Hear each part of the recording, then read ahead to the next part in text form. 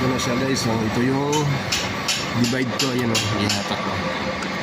Yung dividing head ko, ginawa ko, dinivide ko sa kanyan, plancha, tapos tsaka ko ginawa ng ganyan sa torno. Ito na guys, lalagay na natin dito. Tapos lalagay na natin ang lock pin, may tornilyo sa likod. Yan na siya mga master. Ito natin. Yan. So, ikutin mo natin para yan.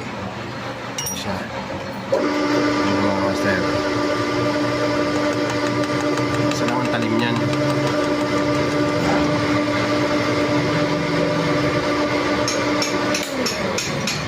Sabihin, isa lang ang talim.